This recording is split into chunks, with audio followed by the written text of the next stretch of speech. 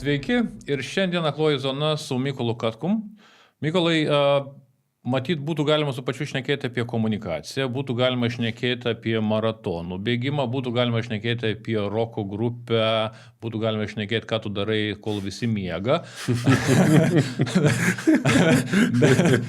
bet šiandien, matyt, šnekėsime apie žiniasklaidos didžiuosius duomenis ir Repsensą kaip įrankį. Kaip prisigyvenai iki to? Nuobodu turbūt pasidarė pirmiausia. Ne, šiaip tai, jeigu visai atvirai, tai, žinai, Artūrai, aš prieš porą savaičių atradau pas save tokį artefaktą. 2002 metais mane buvo pasamdę parašyti strategiją apie NATO Lietuvoje. Ten pinigai tuo metu buvo turbūt 1000 eurų šiais pinigais ar kažkaip tai. Aš tą strategiją parašiau ir man ta NATO tema pasidarė labai įdomi.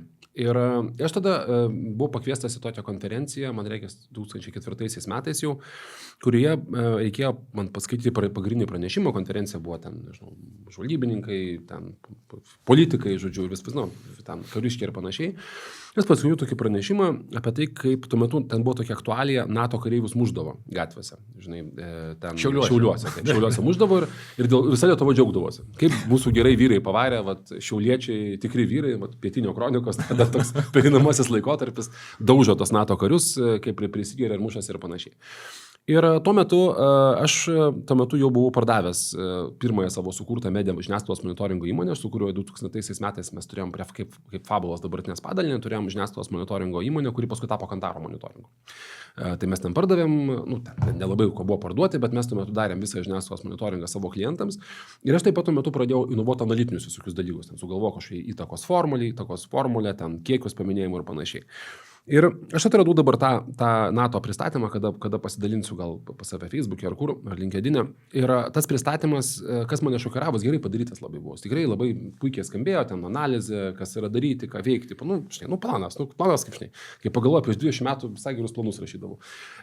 Tik tai reikalas yra tas, kad duomenys buvo tie patys duomenys, kuriuos dabar surasi 75% visų komunikacijos planų. Tai mes ten turėjom paminėjimus pagal mėnesį, mes turėjom ten paminėjimus pagal pavadinimą žiniasklaidoje, turėjom kažkokias pagrindinės temas pagal raktažodžius įskyrė, ten imi raktažodžius, kiek kartų minimas, ten nežinau, mušti, kiek kartų minimas, pagal tai pasakai ten kažkokias temas ir panašiai. Taigi taip tariant, mes turėjom tą patį duomenų setą, kuris yra toksai. Dabar, jeigu žiūrėsi istoriškai, šitą duomenų, vadinkim tą KPI sumatavimo žiniasklaidos duomenimis, jį suformulavo Groningas, akademikas, man regis, ta jo knyga išėjusi, jis ten nagrinėjo AT&T veiklą ir pagal tai jis suformulavo, kaip AT&T stebi žiniasklaidos monitoringą ir kaip jie fiksuoja. Tuo metu monitoringo žanro dar tokio nebuvo. Tai Groningas kalbėjo su AT&T, tiesiog turėdavo žmonės, kurie karpydavo tas iškarpas ir dėdavo laikraščius ir grupuodavo, žymėdavo maždaug taip, ten geras straipsnis, blogas straipsnis, žinai, neutralus straipsnis, reiškia, kiekvieną straipsnį kažkokių būdų, žinai, panašiai. Groningas ten netgi, man regis, yra filosofavęs, kad tas žymėjimas geras, blogas nebūtinai yra teisingas, žinai. Bet iš principo taip. Ir taip pažiūrėdavo, kiek per laiką būna, kiek per tą būna ir panašiai. Ir sakė, kad žiniasklaidos, tarkim, komunikacijoje, tas jo Groningo teorija buvo, kad tas yra mūsų, ką mes išleidžiame eterį, kas būna eterį, kaip tai veikia žmonės, ar ne? Maždaug tas toks klasikinis yra fainas. Ir reikalas yra tas, kad bet kuri kita sritis Lietuvoje ir pasaulyje, čia ne tik apie Lietuvą kalbant, visame pasaulyje skaitmenizavosi. Aš atsimenu reklamą sudaręs ir 2009 metais ir vieninteliai skaičiai, kuriuos tu turėdavai, buvo užtektų perki 1 minutę ir tada buvo kelios teoremos, pavyzdžiui, kad tam, kad pasiektum ten, tarkim, vartotojas, turi pamatyti reklamą 3 kartus. Ir tuos 3 kartus tau žiniasklaidos planuotojai su ten Exceliu ir kitom lentelėm nuperka tą žiniasklaidą, suplanuoja. Komunikacijoje būdavo visą laiką yra to labai daug tokio, mes čia padarysim strategiją, perpozicionuosim, pasiūlysim naujų temų, naujų idėjų, ta tema turi vyrauti, kažkaip turi pasižiūrėti, žinai. Bet nei planavime, nors planavimo tų duomenų dar daugiau pasidaro, bet ypatingai įgyvendinimo stadijoje, tu tais duomenimis nesinaudoji rasdamas, kas daros. Ir aš matydamas, kas darosi visoje komunikacijos, visose kitose srityse, HR, žiūrėk, skaičiai, performance marketingas visiškai pakeitė tą dalyką, ten tu bidinį žiūri, mataisi, turi krūvą informacijos. Yra analitikai, pardavimo analitikai, ten B2B analizė, kur anksčiau būdavo paimi telefoną ir skambini visiems, dabar čia yra visas įrankių setas, laiškai, LinkedInai, dar kažkas tokio panašiai. Komunikacijų, mes kaip gyvenom ten pat, tai mes ir gyvenom. Ir čia aš kalbu ne tik apie Lietuvą. Ruth Pedersen yra didelė organizacija, aš esu dirbęs su Hilo Knowltonais, aš žinau, kad ten yra visokių dalykų, būna kokių įrankių, ten fainų, ten socialiniai tinklai, kokie įtakos analizės, dar kažkas panašus, bet dienos pabaigoje mes visi dirbam vis dar su tais pačiais tais pačiais įrankiais, kuriuos Gröningas suformulavo, kad jų reikia, ir ta mano prezentacija apie NATO iš esmės, jinai nepadarytų, pavyzdžiui, dabar jinai atrodytų lygiai ir atrodytų gerai paruošta, gerai researchinta prezentacija. Ir mano toks tikslas buvo pradėti ieškoti vietų, kurių mes neapčiopėm, mes pradžiai pradėjom su Alfredu, mano kolega, kalbėti apie interneto reputaciją, tai yra vieta, kurioje labai daug žmonės, tas paieška yra vieta, kur tu susidarai savo nuomonę, paskutinis tas etapas, ar ne? Sudarai savo nuomonę, tai ta paieška visai buvo nestebima ir net nepriskiriam prie komunikacijos, čia kažkokia tokia buvo kaip ir nematomas dalykas, tai mes pradėjom nuo jos dirbti ir paskui mes kažkaip atsiradus, čia mes dar buvo iki tų didžiųjų kalbos modelių atsiradimo, atsiradus kalbos modeliams, jau mes turėjom visą sistemą, kaip paimti duomenis ir susitvarkyti, mes įsikėlėm savo tikslą stebėti absoliučiai viską. Tai visus absoliučiai duomenis ir bandyti rasti būdų, kaip sukurti duomenis, kurie galėtų padėti kasdienę mūsų darbą. Tai galiu pasakyti tokį labai įdomų dalyką, tiesiog dar taip kalbant apie tą kelionę, trumpai labai, tai pasakysiu vieną dar tokį dalyką, kad ko gero duomenys surinkti, tai čia buvo aišku, kokius duomenys rinkti, buvo nesunku. Bet sugalvoti, kaip paspaudoti kasdieniam darbui, yra dalykas, kurį mes dabar praėjus metams, nuo to, kai mes turim tas sistemas, dabar jau kaip tik pabaigiau vakar rašyti tokią 10 dalykų, kurie, kaip duomenų naudojimas gali paefektyvinti tavo kasdieninę komunikaciją, parašiau tik tai vakar, nes iki tol buvo toks laikas, kai galvoju, kiek čia daug visko. Ir ką su to daryti? Čia kaip į sandėlį, įeini į sandėlį, viskas priversta iki lubų ir kas iš to? Ar ne? Ir kas iš to, jeigu tu tą turi, jeigu tu negali jų suskirstyti? Pavyzdžiui, tavo blind spotas. Minėjai, kad tas atsirado irgi iš mūsų bendrų pasikalbėjimų. Tai yra, tarkim, vieta, kur kapsinti komunikaciją, kuri nesimato aukštai, žinai. Taip. Tai, žinai, tai pavyzdžiui, tas blind spotas. Ir tai yra labai puikiai mintis, ką tu turi stebėti ir ką turi matuoti. Ir netgi dar daugiau, kaip turi planuoti savo komunikacijos biudžetus, žinai. Aš dabar pradėjom čia, vienam klientui darėm tokį strateginę sesiją, kuriam pabandėm pasižiūrėti, kaip atrodo rinka pagal rolės, ko siekia žaidėjai pagal rolės, pagal tos duomenis, kuriuos mes turime. Ir ten tu gali pradėti žiūrėti, pavyzdžiui, kas yra svarbu lyderiui, nes tu negali visur lyderė. Lengva pasakyti, visur būk pirmas, žinai. Bet ten tu lyderis, tai mes sakom, lyderis turi būti, pavyzdžiui, būti pirmas pagal paminėjimus, nes kitaip jis nėra lyderis, jis turi būti pirmas pagal pasiektą auditoriją, kitaip jis nebus lyderis. Nors pagal auditoriją kartais gali atsilikti, jeigu kažkoks ateina kažkas piktai darosi. Bet, pavyzdžiui, sakysim, pagal naratyvus ar pagal temas komunikacijos, jis gali pasirinkti, pavyzdžiui, 2 temas, kurios yra svarbiausias, tai jis privalo būti lyderis, bet kitur jis gali būti nebūtinai pirmas, nes tu supranti, kad rinkos yra įdomios ir jos yra dinamiškos, žinai. O tarkim, sakysim, pavyzdžiui, pagal ten kokį nors, bet kita vertus, aišku, visiškai akivaizdu, kad, pavyzdžiui, lyderis turi diktuoti madas ir lyderis turi turėti, pavyzdžiui, vieną spaikinę arba tą, vadinam, hero temą, herojišką temą, kuri būtų kažkokia tai didelė, žinai. Kitaip tariant, tu gali identifikuoti su tam tikra tema. Jo, su tam tikra tema, ta tema yra, tai, pavyzdžiui, sakysim, mes skaičiuojam, kad, pavyzdžiui, tarkim, kai kuriuose rinkose tu turėt, pavyzdžiui, tą kur labai intensyvios rinkos yra, tarkim, nežinau, Lietuvoje retailas ar bankininkystė, tu ko gero turi turėti išskirtinę temą kas savaitę, nes rinka yra tiek intensyvi ir jeigu tu, pavyzdžiui, žinai, mes čia darėm tokį apie retailo Lietuvos rinką tokį tyrimą, tu žinai, kad aš mėgstu kalbėti, tai tu mane kai nusibos atsibos. Tai mes darėm retailo rinką ir ten pas mus įrankiai yra tokia nuostabi vieta. Žodžiu, trumpai labai pasakysiu. Žodžiu, esmė yra ta, kad mes paimam tekstą, išskaidom jį į sakinius ir tuos sakinius pagal prasmę išmėtom pagal visą ten tą lauką. Ir tai mes tuos sakinius surinkinėm 2 būdais. Vienas būdas mes surinkinėm per naratyvus, tai yra pasižymėm, ko mes ieškom, kokių prasmių ieškom ir surandam sakinius, kurie patenka į tą burbulą panašios pagal prasmę, nes mes tam naudojam tos didelius kalbos modelius. Bet kitas būdas yra, mes bandom sakinius apibendrinti panašumus. Ir tu gauni temas ir kartais sugrupuoja absoliučiai fantastiškai. Visiškai netikėtai sugrupuoja temas. Ir pavyzdžiui, jeigu tu pasimsi, tarkim, Lietuvos retailo rinką, tai tu rasi pagal temas, pavyzdžiui, pagal pranešimus spaudai pasižiūrėti. Tai ten bus, Maiki padarė tą, Maxima tą, ten kainų palyginimas toks, ten priceris tą, ten, kitaip tariant, tu rasi labai daug tokių žinučių. Atrauksiu toliau, tu rasi ten temos apie iki, temos apie Maximą. Bet jeigu, pavyzdžiui, sakysim, tu tą savo atstumą, savo zoomą, tai yra panašumo lygį padarysi šiek tiek didesnį, tai tu ten rasi vieną temą, kuri turi ten, man reikia, 2000 straipsnių ir kiek ten per tą mūsų nagrinėjimą laiką. Ir ta viena tema yra kainų palyginimas iki Rimi, Lidlo ir Maximas prekybos tinkluose. Ta prasme yra tema. Ir ten ta kova labai aiškiai vyksta, žmonės kalasi, bet iš principo visa tema yra kainos. Tada antra tema labai didelė buvo prekės ir paslaugos, naujos prekės ir paslaugos prekybos centruose Lidl, Rimi ir iki, man taip atrodo, Rimi, ne, Lidl, iki ir Maxima, jeigu neklystu, buvo. O tada paskui toliau tu randi ir tada po toliau tu randi išskirtinės temas. Ir tos išskirtinės temos, pavyzdžiui, ten kokie ten iki ten turi klientų tarybą, ar ne? Ten Maxima turi, kitaip tariant, jau yra įdomesnės temos ir tokie hero turiniai, kurie išeina iš to kasdieninio kapojimos. Ir čia, pavyzdžiui, labai akivaizdu, jeigu tu esi, taip žiūri, atsitraukęs ne kaip komunikacijos žmogus, bet atsitraukęs šiek tiek iš toliau su tokiais duomenimis, labai aiškiai matosi, kad tau reikia tų mažesnių temų, nes toj muštinėse ten visi yra, ten kasdieną, žinai, vyksta turinio gamybos mašina ir visi platina nevertina tom dviem temom didžiosiamis, bet kažką išeiti iš konteksto, kas atitiktų tos dalykus, kad įsiskirtų. Kad mašina matytų, kad čia visai kitas dalykas, nors tema yra, pavyzdžiui, ten kaina, ar ne, arba tema yra paslaugų kokybė. Tai va, tai žinai, tai čia yra toksai pavyzdys ir mano toksai turbūt gal apibendrinant, ką aš čia veikiu apskritai iš toje srityje, nes visi žino, ką aš šiaip veikiu. Šitą, tai visi man, nu bent jau tu tikrai puikiai žinai, bent jau žmonės, kurie tave stebė, tikrai bus girdėję, ką aš veikiu. Ką aš čia veikiu, tai atsirado, pirminis mano impulsas buvo toksai, kad aš komunikacijų dirbdamas nuolatos turėjau tam tikrą, mes visi turim šiek tiek impostoriaus sindromą. Komunikacijos visa rinka yra persekiojama tokio impostoriaus sindromo. Nu, žinai, mes čia darom, bet iš tikrųjų šūdą malom, žinai, čia nieko nežinau, gal čia naudos to nėra. Nu, ta prasme, aš niekur nėra tiek daug žmonių nusivylusių savo profesiją, slapčia perdegusių, kaip komunikacijos. Vis surandiko žmogus sako, tai viskas slamštas, čia viskas tik tai feikas, čia viskas tik tai nesąmonė, žinai, tai aš atsisakau to tikėti, bet mano tikslas buvo turėti, net ne tikslas vėliau patiko, bet mano svajonė buvo turėti pakankamai duomenų, kurie galėtų tai pagrįsti, ir aš dabar jau turiu. Ir tas mane labai džiugina, aš čia prieš kokias turbūt pusmetį, kai mes jau pasileidom savo tą sistemą, pradėjau iš tikrųjų veikti, žinai, nes čia vis tiek 2 metai buvo tokių bandymų periodas, atėjęs į ofisą, sakiau, nu ką, dabar jau galėčiau grįžti atgal į fabulą, nes pilnu etatu, nes jau padariau, jau dabar turiu ką veikti, ta prasme, jau dalykas yra sukūręs. Ja, nes čia, kai ta pati situacija, klausia, sako, kaip yra? Sakau, žinai, aš galiu tau pasakyti be duomenų, kaip aš galvoju, taip, o kaip yra, aš tau nepasakysiu.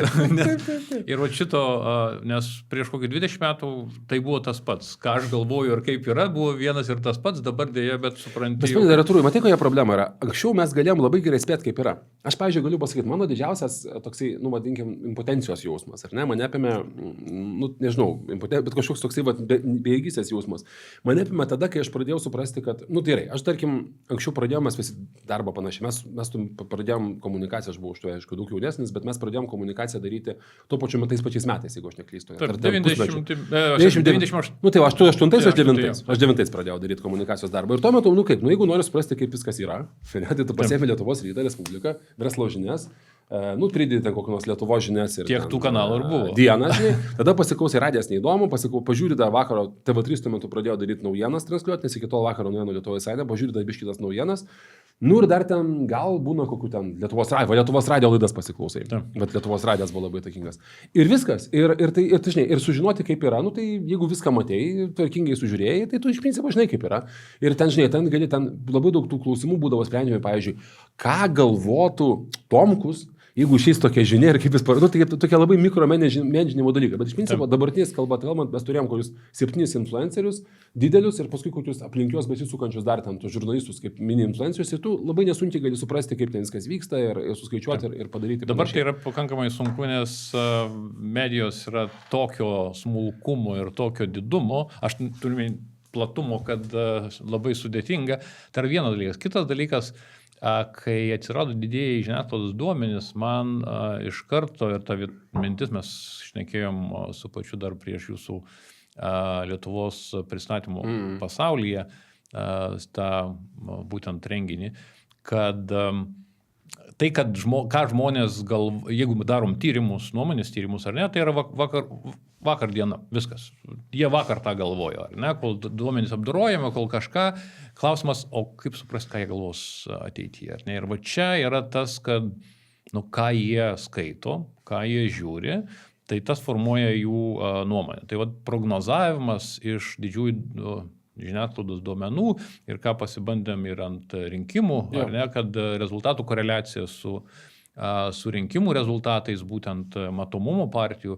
Tai čia yra tas dalykas, ko iki būtent didžiųjų duomenų nebuvo įmanoma. Čia buvo tokia, matyt, būtų, jeigu sakytum, kad jo, galima, norėtųsi tą matyti, sakytų, klausyk, fantazija. Ir grįžtant prie pačio būtent tyrimo, kur jūs būtent Lietuvos matomumą, tai kas pačiam labiausiai nustebino, ten aš žiūrėjau ES šalis, tai turiu ten savo, bet patį, ką iš viso iš viso to, ką jūs radot pasaulyje, kas labiausiai nustebino? Nu, žinai, mane turbūt mane labiausiai, žinai, čia jeigu taip atskirai imti analizės prasme, tai manęs turbūt didžiausia išvada, kuri buvo, kad Lietuva tampa kriminalinė kronika, ne kriminalinė, bet karo kronika, Lietuva yra tapusi karo kronika, tai aš tames dalyką, mes ten nustebino prieš metus, kai mes pirmą kartą darėm tą tyrimą ir mes sakėm, o, plemba, tai čia viskas pasirodo tik apie karą, žinai, ir dar apie migrantus. Tai ta pagrindinė žinia manęs jau nebenustebino. Ne, turbūt labiau nustebino toksai vėl biški bejėgystės klausimas. Ta prasme, yra tos informacijos labai daug ir tų šalių ten 100 mes pasiėmėm, ar ne? Ir ta visa informacija, mes ten, kai žiūrime, vis tiek eina kažkokiam bangom, kreivais dalykais ir panašiais dalykais ir panašiai. Ir man toks jausmas yra kaip komunikacijos specialistui, kad ją labai nesunku įtakoti yra. Ta prasme, kaip čia, tu negali ten visiškai pakeisti naratyvą, ar ne, ir ten didelį įvykį, bet ją padaryti, sakysim, pavyzdžiui, valstybės aparatui, labai stipriai pasigražinti, ar ne, yra labai nesunku. Tai yra, tu tai gali padaryti iš esmės koordinacijos, pasirinkę savo, ten, nežinau, kariškiai ir strateginė komunikacija, stratkomininkai turi savo temas, ar ne, kurios jiems yra aktualios, gynyba Lietuvos vadinkim, aš nežinau, tas stratkomas yra dabar užsienyje tiek svarbus, aš net galvoju, kad jam reikia pavadinti kažkokį vardą sugalvoti, tai nėra nei viešoji diplomatija, tai yra toks, nežinau, gynybos tema, turbūt, nežinau, kaip čia pasakyti, nes čia yra biški čia yra ir gynyba, ir puolimas, čia taip, bet čia yra planavimas. Bet čia toks dalykas yra planavimas, žinai, ir mane, pavyzdžiui, sakysim, tas kartais truputėlį būna, žinai, ne tai, kad piktina, bet toks nepiktina, žmonės daro puikų darbą, bet taip galvoja, Rusiją stebėm čia labai intensyviai. Iš Rusiją tikrai, manau, kad lietuviai vieni geriausiai išmano tą Rusiją, neskaitant kokių ukrainiečių, gal ir estų, žinai. Bet kodėl nepasižiūrėti, nepasinaudoti tuo, pažiūrint į pasaulį plačiau, žinai, kas ten kur darosi, žinai, ir panašiai. Tai vienas dalykas mane kas labiausiai taip, ne tai, kad nustebino, bet sukėlė tokį dalyką, kaip nesunku. Kitas dalykas tas pats to pačiu turizmu. Ta prasme, gerai, dabar sakysim tam tyrimą, pavyzdžiui, analizės kalbant, sakysim, pavyzdžiui, mūsų, sakysim, tarkim, reikia padaryti, pavyzdžiui, vietas, kur, tarkim, duokit man, pavyzdžiui, parašykite, tyrimą pasimkite 100 vietų, kur labiausiai apsimoka komunikuoti. 100 laikraščių, žinai, tu jas padalini per 15 žmonių, per 3 institucijas, ten, nežinau, turizmas, keliauninkai, ten dar kas nors, šito paskui ten investicijų paieška ir panašiai, žinai, ir tu pasidarai ten kažkokius tairius ir dar kažką, tai pasiėmėte šalis, nežinau, padalini per ambasadas, padarai centralizuotas kelias žinutes, pagalvoji kažkokius dalykus ir tu tą vaizdą gali pakeisti, sakysim, taip pakankamai greitai ir dar be to pakankamai ilgalaikiai, nes tie santykiai arba kažkokie komunikaciniai pasilieka, žinai. Tai tas jausmas, kad mes, žinai, anksčiau tokių dalykus, galima, aš Lietuvos įvaizdžio tose projektuose, gal atsiminsi, aš esu dalyvavęs nuo pradžios, visuose, ten diskutavęs, rašęs straipsnius ir panašiai, žinai. Bet anksčiau, kas buvo baisiausia, mes laiką galvodom, kad, dabar čia bus baisiai brangu, žinai, dabar mes ateisim, čia padarysim. Čia iš esmės yra tokios geros pilietinės iniciatyvos, 3, tokia, jeigu, tarkim, nežinau, 5 Lietuvos institucijos, kurios susiminėja tais dalykais, susijungtų vieną krūvą, toks padarytų tokį hakatoną, pasimtų duomenis, padarytų hakatoną, kokių, nežinau, 8 valandų, žinai, dienos visos, su picomis, žinai, picas, manau, kad galėsim kas padaryti. Tu, žinai, čia galima pasidaryti dalykus, daryti, kur mums reikia būti, ką mums reikia padaryti, žinai, ir ta situacija pasikeistų. Bet Lietuvos ta decentralizacija dėl politinės sistemos, dėl to, kad pas mus politinė sistema yra tokia, kad prezidentūra neprisiema atsakomybės, ir tada vyriausybė irgi, bet tada ministerijos daro, institucijos daro ten kažką ten vieni, kiti, treti. Tas dalykas žlugdo tą mūsų gebėjimą tai padaryti. Man tas turbūt buvo nuostabiausia buvo, kaip lengva, man atrodo, gal aš klystu, lengva, man atrodo, būtų pakeisti tą situaciją į geresnį. Žiūrėk, dėl turizmo, aš Lenkiją tarp ES valstybių, kai žiūrėjau, ir pasirodė labai įdomu, kad pakankamai didelį gavo kiekį, sakykime, padengimo. Ir galvojau, Vilnius, kaip vieta, į kurį reikia atvažiuoti. Ir galvoju, kas yra šaltinis? Lioto naujienlaikraštis, kuris... Tai iš tikrųjų, ir tas man priminė, nes aš rudenį, kai išėjo naujoji Gladwello knyga, Revenge of the Tipping Point, ten atradau labai įdomų dalyką ir tarp kitko, čia yra, ką norėsiu ir siūlyti pačiam pasižiūrėti, tai reikia jo konceptas superspreaderių. Superspreaderiai tie, kas, sakykime, jis ten duoda pandemijos atvejai, kai vienas atvažiavęs, atskridęs iš Europos, ten paguldė visą farmacijos kompaniją, nes pasirodo, kad yra žmonių, kurie tiesiog iškvėpdami tą daro 100 kartų daugiau negu visi kiti. Tas pats buvo Detroito, jeigu neklystu. Ir dar daug bendrauja, labai svarbi dalis. Jo, Detroito miestas, kur išsiaiškino su nešiojamais šitais aparatais, kad 5% visų mašinų 80% taršos sukelia. Tai iš principo, ką tas reiškia? Tas reiškia yra superspreaderiai. Ir tas pats Medicare'o apgavystės, lygiai taip pat gydytojai, kurie išrašinėjo didžiausią kiekį šitų receptų ir buvo mažiau negu 5%. Tai pasižiūrėti, būtent turint žiniasklaidos didžiosius duomenis, pasižiūrėti kiekvienoje šalyje, kuri mus domina kaip Lietuva, ar ne, kas yra per laiką nusistovėję superspreaderiai kanaluose. Per ką mes daugiausiai padarom įtakos. O čia galėtų ir va tada, jeigu tu turi aiškius kanalus, nedirbk su visais, dirbk tik tai su tais kanalais, kurie yra superspreaderiai. Ir viskas, ir tai žymiai mažiau pastangų negu atrodo. Ir kitas dalykas, tai vienas dalykas, o kitas dalykas, žinai, sakysim, pavyzdžiui, mes ten Rusijos analizę, mes vėlgi, žinai, mes kaip čia pasakyti, mes esame visų pirma programuotojai ir aš ten tą analizės, mes ten kiek dviese pasidarom, tai dėl to aš prašau, kaip posi kolegas, kad padarytų daugiau, bet tarkim tą pačią Rusiją, žinai, pasižiūrėti tas istorijos, kurios eina už Rusijos ribos, iš Rusijos yra labai nesudėtinga. Be to, ten būtų nesudėtinga pridėti, pavyzdžiui, Nerijus Maliukevičius buvo mintis, kad pridėti, pavyzdžiui, projektus, kaip Ghostwriteris arba kiti, pažiūrėti, kaip tos istorijos plinta, kur nes Rusai mėgsta daryti tokias laboratorijas, taip, A/B testingą ar ne kažkokią, tai pažiūrėtas kitas vadas, ir tada dažnai sužiūrėti, kurios sklinda, sužiūrėti kanalus ir tu gali labai nesunkiai pradėti, nes dirbti ne tik Lietuvoje, kad Lietuvoje, manau, kad mes puikiai šiai tvarkomės, šiaip jau, jeigu visai atvirai, nors man biški socialiniai tinklai kelia šiek tiek įtarimų, nes platformų prasme, čia pastebėjimas iš Lietuvos žiniasklaidos dalies, bet platformų prasme, jeigu mes vadinkim Lietuvoje turim 3 tokias ideologinės pusės grupės, ar ne, vadinkim, konservatoriai, liberalai, buvusi koalicija, viena grupė, kita grupė, vadinkim, tokie centristai, lietuviški centristai, tai socdemai, dar demokratai, ten kažkoks kartais valstiečiai, taip dalis. Ir ta turim tą tokią dalį, kur yra žemaitaitininkai, Orlauskai ir panašiai. Tai ta trečia dalis, jinai dabar internete įsitvirtinusi labai labai stipriai. Šiek tiek yra konservatorių internete ir tos centrinės dalies, kur yra, nežinau, prezidentas Nausėda, Skvernelis, Paluckas, socdemai ir visa kita, vadinkim centristinė tokia, Lietuvos prasme aš vadinu centristės, aišku, ten nėra centristai, tos dalies nėra, bet tokius dalykus tu gali labai aiškiai matyti ir tu sakai, kad, sakysim, pavyzdžiui, yra koks nors, nežinau, OpTV, Karšto komentaro, Orlausko ir visi kiti kanalai, kurie transliuoja labai didelį kiekį naratyvų ir tiesiog pagal naratyvus tu pradedi žiūrėti, kad jie pradeda, o kitoj pusėje yra ten Laisvės televizija, kuri vis tiek yra neformalus dalykas ir panašiai, Algis Ramanauskas greitai, to jau dešiniai pusiai, bet ten tu rasi labai mažai tos dalies. Tai tokius dalykus galima surasti, pavyzdžiui, sakysime, su to pačiu Rusijos aspektais, kai tu matai, kaip plinta žiniasklaida propaganda ir kurie stabdyti, arba stabdyti, kol dar jinai nepaplito. Ir žiūrėk, kitas truputėlį nušoksiu, bet kai apie kanalus šnekam, pats minėjai dar prieš mūsų susitikimą apie tai, kad Rumunija ir TikTokas ar nenuvažiavo, Vokietija. Vokietijos atvejs, ar ne? Vokietija labai kitaip buvo. Tai šitoj vietoj, kad kas irgi pateisina, kad tą taisyklę, kad jau kur komunikacijai copy-paste negalima daryti, nes... Bet žinai, pavyzdžiui, tas labai įdomus dalykas yra toksai, kad matyt, žinai, kaip čia pasakyti, čia yra labai svarbu ir kaip veikia pačios sistemos. Tai žinai, tai sakysim, tai ir sistemos, o kitas dalykas, koks yra žiniasklaidos vartosena toj šaly. Tai tarkim, rumunai yra turbūt dar labiau tokie impulsyvesni negu lietuviai, jeigu tai manoma būtų pasakyti, ir ten TikTokas yra tikrai labai labai didelis. Vokiečiai TikToko vartotojai yra santykinai nedideliai ir dar mažesnė žmonių dalis sako, aš ten gaunu informaciją. Bet kai atsitiko protestai prieš Mercą ir kai jaunimas pradėjo ieškoti už ką balsuoti, TikTokas paėmė linkį ir TikTokas labai greit iškelia žvaigždės. Kitaip tariant, jis yra, algoritmas konstruojasi tokiu būdu, kad jeigu tu esi žvaigždė biškutė, tu tapsi super žvaigždė. Pavyzdžiui, YouTube'as, jeigu tu turi savo auditoriją, tu ją ir turėsi. TikTokas, jeigu tavo filmas paėjo, tai rodys labai labai daug žmonių, kol susiformuos didžiulis dalykas. Ir pavyzdžiui, mano duomenyse, kuriuose mes TikToko turėjom tik tai tekstinį TikToką, kur mažai kas rašė ten kokį paprašymą TikToko video, visi tiesiog deda video ir panašiai, tai mano duomenyse to nesimatė. Dabar kitose duomenyse, nes mes turėjom X ir mes matėm didžiulį AFD pranašumą visur.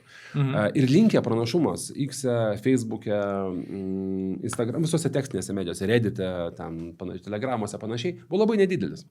TikTok'e pasirodo linkė buvo milžiniškas ir jisai tikrai tas jų populiarumas labai aiškiai matęs ir kiti duomenys, kurie tyrė specifiškai TikTok'ą, tai užfiksavo. Tai kalbant apie tos kanalus, faktas yra toksai, kad čia yra, sakysim taip, kaip čia pasakyti, duomenims dideliems reikia didelio supervartotojo. Ir tas supervartotojas gali pasakyti, pridėkim TikTok'ą, pavyzdžiui, nes TikTok'o pridėjimas jis yra techniškai nesudėtingas, vienintelė problema jisai kainuoja pinigus, nuo kurios kažkas turi išleisti, kad tu matytum. Jeigu tu manai, kad tau reikia matyti TikTok'ą, tu jį turi prisidėti. Tada pridėti, tarkim, ten, YouTube'as, dėkui Dievui, pakankamai neblogai sutvarkęs. Pridėti, tarkim, tenais naujus tinklus. Pridėti, pavyzdžiui, Discord'ą, kuriame vyksta labai daug jaunų žmonių indoktrinacijos ir ten galim kalbėti, kad tai yra svarbi dalis. Pridėti ten Telegramą ištisai eilę grupų panašiai.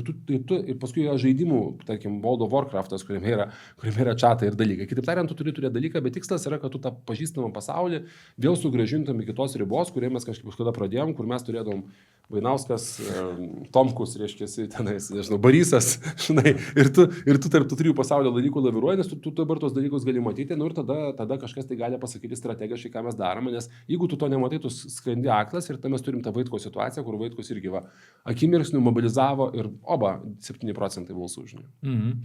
O nes yra kaip ir ta tendencija, ar ne, kai iš socialinių tinklų žmonės pradėjo eiti messengerius, uždaras grupės kurti, visą kitą, ar ne, ir šita vis tiek lieka kaip toks ratas, kuris gali tik galbūt pamatyti, kas iš ten skverbėsi karts nuo karto per tam tikrą... Uždarų čatų, žinai, uždarų čatų, kaip ir čatų virtuvėje turbūt anksčiau net negalėsiu monitorinti, ne?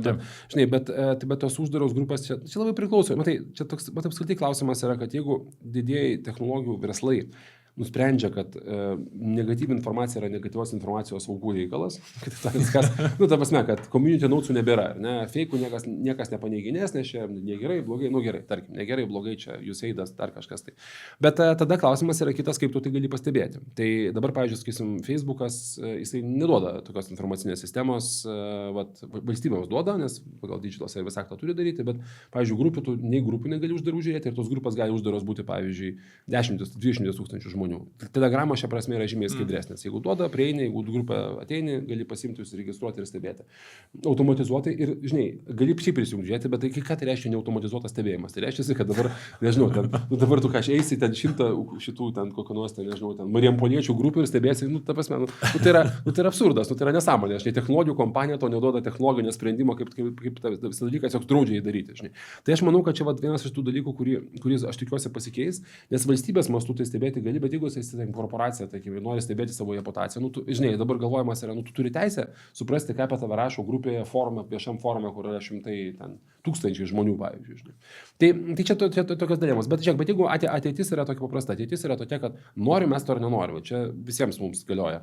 Mes galim labai nenorėti fainai, aš karts nuo karto dabar jau pasilgsiu savo tų gurų laikų, nes labai lengva bus tokias teorijas sukurti. Sakai, čia bus taip, jis sako, Mykolas žino, štai ir dabar tu sakai, bet atsiprašau, vadovėlis to nerodo. Tai žinai, tai toks biški... Duomenys gadina istoriją. Duomenys gadina istoriją, bet kita vertus pasitikėjimas, kad tu žinai, ką tu darai, yra žymiai didesnis. Ta prasme, kad, žinai, kad mes jau su vienu kolega iš kitos agentūros diskutavom, sakė, sakau, žinai, sako, jau, atrodo kaip tikras darbas, žinai, su tais duomenim, kai ateini pasižiūrėti, žinai, matyt, kas darosi.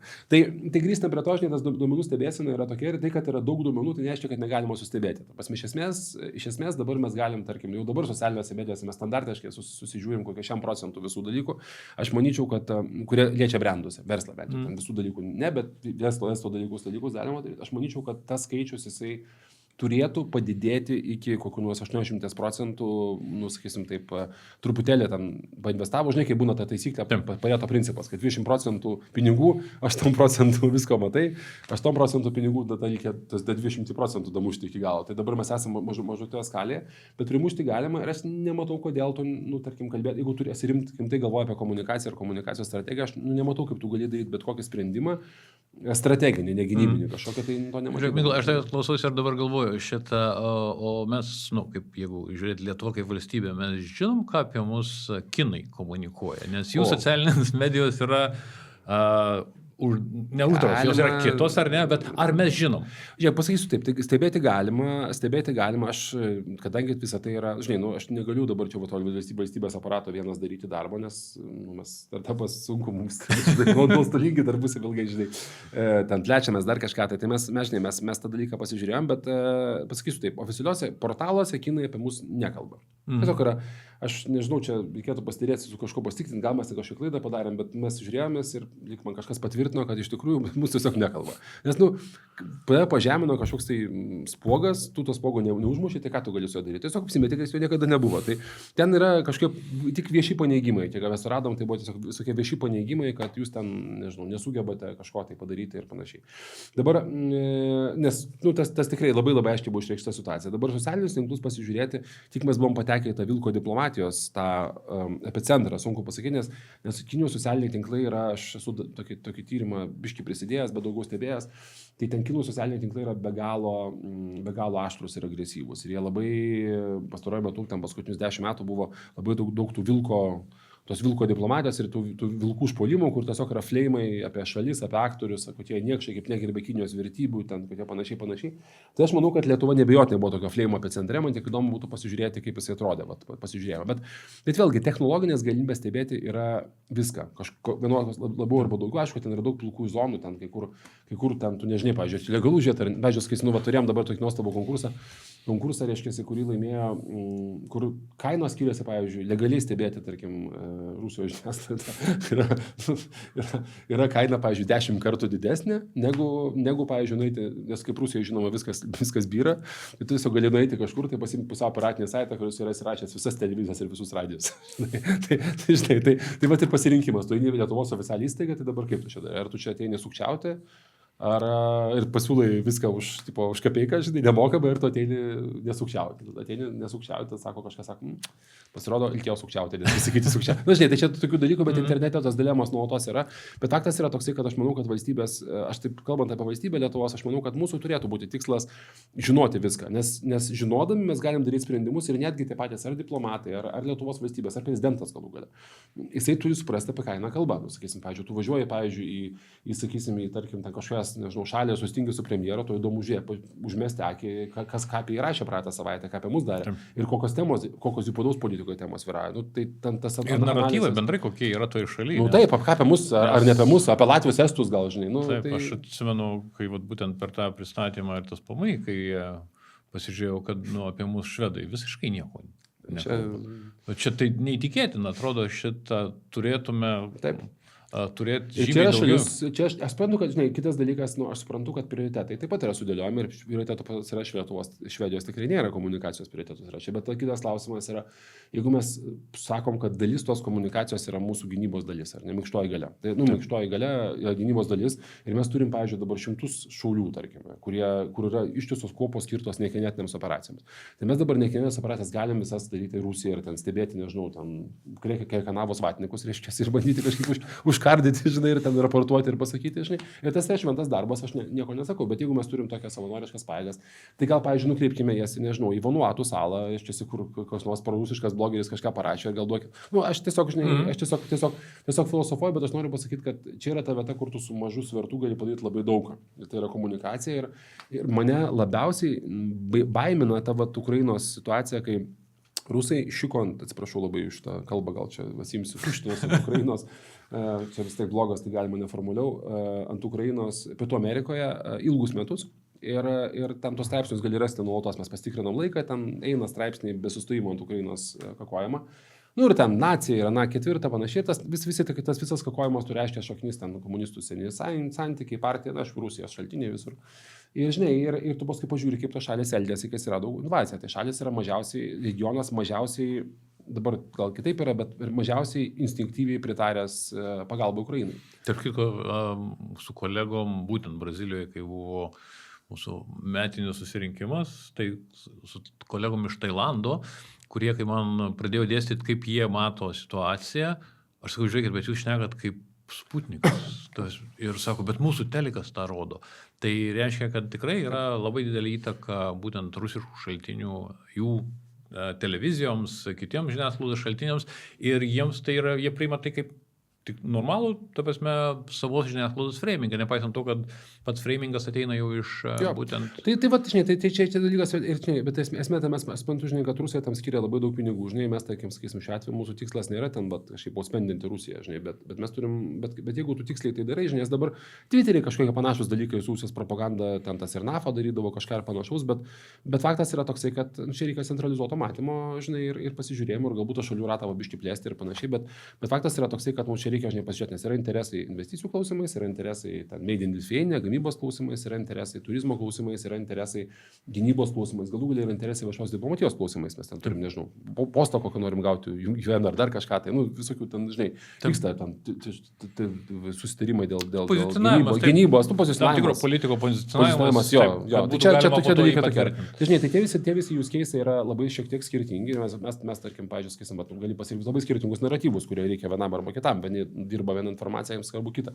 Bet faktas yra toks, kad, sakysim, žinai, kad surinkus visus tos duomenis į vieną krūvą kažkur, tai, žinai, turėjus tą visą, susirinkus tą visą informaciją, tarkim, apie Lietuvą, pavyzdžiui, užtektų Lietuvą, gal reikia pridėti paskui ten Vilnių, ten miestus, dar kažką, bet iš principo tu surinksi visą informaciją tokiu būdu.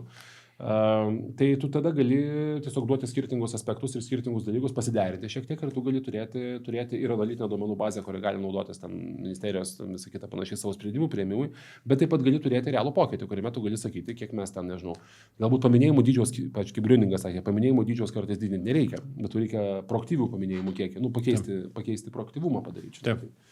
Tai kažkaip taip, žinai. O linksmiausia dalis apie Lietuvos paminėjimą, tai vakar čia užfiksavo neįrankas, pats užfiksavau, vakar Setas Mairis savo laidoje apie Trumpą ir Muską, sakė, žiūrė į Muską, Muskas apsirengė, žinai, ten su tą baisę maikę, ten kepurę, sako, jis atrodo, ar jis kažkoks tai Lietuvos produceris iš Lietuvos, jis apsoto Lithuanian producer, ir paskui ten taip pavaidina, čia toks yra garsus SNL skečas, Mo Cowbell, kur Vilas Farelas sako, duokit daugiau Cowbello, bet čia toks biškiai toks žaismas sakė, Mo Cow! Tai va, tai čia toks Lietuvos paminėjimas, random Lietuvos paminėjimas. Žiūrėk, kai mes šnekamės, čia yra tik tai diena praėjo po Žemaitaičio nuotykių. Įdomu, žiūrėsit šitą, ar tai pateks į tarptautinę žiniasklaidą ar ne, nes šiaip įdomu, kiek tai bus. Mes viską žiūrim. Jo, pasižiūrėsiu iš karto dabar. Aš tiesą pasakiau, žinai, duomenų yra tiek daug, kad kartais net pamiršti, ką nors pasižiūrėti, žinai, kur kas įdomaus yra, paskui tai mes paprastai, aš vis tiek mėgstu truputėlį tą tokias biškai didesnės analizės pasidaryti, žinai, kur tu randi kažkokį platesnį dalyką, bet įdomu, aš bijau, kad šitą, nebent Vatapinas padarytų kokią anglų kalbą, matai, lietuvių kalba, nepaisant to, kad dabar tas automatinis vertimas yra pagerėjęs, vis dar yra šioks toks obstaklas, žinai, tai čia pažiūrėjau, labai įdomu, pažiūrėsim jau. Ne, bet šiaip man įdomu labai matai rusų traktavimą Žemaitaičio, aš vis stebėjau, atsiminė tada žiūrėjom. Tai jie taip Žemaitaičių, kaip čia pasakyti, nėra taip, kad labai jie ten, aišku, pakomentuoja, sakyti, jiems labiau faina, kad Žemaitaitis kelia chaosą Lietuvoje. Tas labai džiugina. Man atrodo, kad tai yra tikslas. Būtent tas chaosas yra kaip tikslas, ne kaip priemonė. Tai aš turiu meni, kad aš nemanau, kad Žemaitaitis ten kažkaip, tas netrodo, kad jie kažkaip tai ten, žinai, su Vaitku, pavyzdžiui, kitaip traktuoja. Vaitkus yra toks, savas, žinai. Ten Žemaitaitis yra toks, vis labai linksma, kad ten impeachmentas kažkoks, ten žmonės daryti, ten kažką, tai, žinai, paskui Žemaitaitį pasmerkė, ten kažką už ginklus kažkada pasisakęs buvo trumpai, žinai, tai tokie dalykai, bet įdomu pasižiūrėti, žinai. Bet man sakau, apskritai, tas įdomus pastebėti, ką rusai iš mūsų politikos įsirenka, stengiasi daryti, pavyzdžiui, čia buvo labai įdomi tema, istorija apie atsijungimą nuostabi, aš dabar neseniai žiūrėjau, tai, atsijungimo tema buvo tokia, kad pirmą savaitę mes labai bijom, kad jie mus puls. Nieko nepuolė. Labai keista, visiškai nieko nevyko, nieko nepuolė, reiškia. Nes tos savaitės tema buvo, sakyti, ten matytėms buvo ne tas galvo, nes tos savaitės tema jums buvo, aš taip spėjau. Nes tos savaitės tema jums buvo, kaip pasakyti, kad Landsbergis nemyli Trumpo. Kažkaip, žodžiu, ten buvo labai daug spinų apie tai, kad Landsbergis kažką pasakė blogai apie Trumpą, užsienio reikalų ministrės, žodžiu, kažkaip esminė tema buvo apie tą visą dalį, žinai. Ir paskui staiga antrą savaitę atsibudo ir tada išeina Zakharova ir tas sukola viską ir tada staiga visam pasauliu bumas ir rodo didžiulę neigiamą temą. Bet tai visą tai buvo antrą savaitę, kad Lietuva bankrutuoja, miršta, sušals, reiškia, vaikai tikrai nesijungia nuo Rusijos. Tai bet buvo labai įdomu, tai pirma savaitė, tai būt, žinai, paskui antrą savaitę. Toksai dalykas. Ir aš žinau, kad kolegos sakė, kad ir aš Lietuvos nesitikrinu, bet sakė, Lietuvoje lygiai ta pati istorija buvo, kad irgi visas sukilimas įvyko antrą savaitę, kaip čia pas mus baisiai pakilo kainos, rekordinės kainos. dienos po sujungimo, nes vėjas neputė. Bet tokia istorija, žinai. Dėkui, Mykolai, šitą užlaikymą. Matyt, galėtume dar kokią valandą šnekėti apie tos dalykus. Bet... Smagus tam pasikalbėti, nes visą laiką taip seniai rinkoje esam kartu, kad yra visą laiką smagu pasikalbėti su tikrų profesionalų ir tokių senų kolegą, konkurentų, bičiulių, žinai, kur jau seniai matėmės. Labai dėkui už pakvietimą. Dėkui pačiam už laiką, o žiūrovams gero žiūrėjimo ir iki kitų susitikimų.